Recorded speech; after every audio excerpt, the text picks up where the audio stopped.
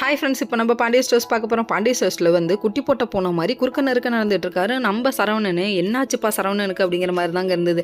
கடைசியில் பார்த்தா அந்த பத்திரிக்கையை கதிர்கிட்ட காமிக்கணுமா, அதனால் இன்ப அதிர்ச்சியாக இருக்கணுங்கிறதுக்காக வெயிட் பண்ணுறாரு.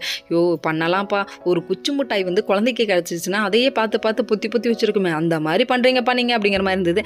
அதுக்கப்புறம் வந்துட்டு இன்னொரு பக்கம் வந்து நம்ம ராஜி வந்துட்டு நீங்கள் போங்க நான் பார்த்துக்கிறேன், கதிருக்கு நான் சாப்பாடு கொடுக்குறேன்னு சொல்ல அவங்க கோமதி அம்மா ரொம்ப ஃபீல் பண்ணுறாங்க. இல்லை அவன் என்கிட்ட பேசி ரொம்ப நாள் ஆச்சு, பேசவே மாட்டாங்கிறான், இந்த ஒரு சந்தோஷம் தான் இருக்குது, இதையும் நீ பறிக்க ட்ரை பண்ணாத அப்படிங்கிறாங்க. என்னையா நடக்குதுங்க, எங்கள் ரெண்டு பேர்த்தையும் கல்யாணம் பண்ணி வச்சு நீ தான் எங்கள் சந்தோஷத்துக்கு பறிச்சு அப்படிங்கிறன்னு சொல்லணும். ஆனால் அந்த பொண்ணு அமைதியாக இருக்குது. அதுக்கப்புறம் சரி போ, இவங்க அம்மா புள்ள பாசம் அப்படின்னு சொல்லிட்டாங்க. அதுக்கப்புறம் அந்த பத்திரிக்கையை வந்துட்டு கதிர் வந்த உடனே வாசல்லே நிற்க வச்சு கொடுத்துறாரு. பத்திரிக்கை மொக்கையாக இருக்குன்னு சொன்னாலும் எனக்கு பிடிச்சிருக்குடான்னு சொல்லிட்டு சந்தோஷப்பட்டுக்கிறாங்க. அதுக்கப்புறம் யார்ப்பா பத்திரிக்கையை போய் கொடுக்குறது அப்படின்னு சொல்லிட்டு பாண்டியன் வந்து வீட்டில் கேட்க, நான் எனக்கு வேலை இருக்குது உனக்கு வேலை இருக்குன்னு எல்லாரும் பேசிகிட்டு இருக்காங்க. மனசுக்குள்ளே சரவணன் இருந்துட்டு என்ன அனுப்புனா நல்லா இருக்கும்னு பேசிகிட்டு இருக்காங்க. கதிர் உடனே புரிஞ்சிச்சு. அதனால் வந்து அண்ணனையும் அனுப்புங்கன்னு சொல்ல போய் அண்ணியை மீட் பண்ணிட்டு வர ஒரு சான்ஸ் கிடைக்கும்னு சொல்லிட்டாங்க. மொத்த குடும்பமும் சரின்னு சொல்லிச்சு. அது மட்டும் இல்லைங்க, பாண்டியன் வந்துட்டு போயிட்டு சீக்கிரம் வரணும்னு சொல்லிட்டாரு. கோமதி அம்மா அங்கே ரொம்ப நேரம் இருக்கக்கூடாதுன்னு சரவணனை பயங்கரமாக மிரட்டுறாங்க. ஏங்க கல்யாணம் ஆக போதுங்க, ஏங்க இந்த மிரட்டுறீங்க அப்படிங்கிற மாதிரி இருந்து.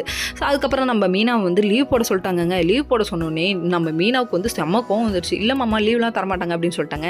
அதுக்கப்புறம் ரூமுக்கு வந்தோடனே செந்தில்கிட்ட பிடிச்சி காட்டுன்னு காட்டுவாங்கன்னு பார்த்தா செந்திலே சப்போர்ட் பண்ணுறாரு. என்னடா அது உலக அதிசயமாக இருக்குது, நீ எனக்கு சப்போர்ட் பண்ணுறியான்னு சொல்லிட்டு மீனா நம்பவே இல்லைங்க.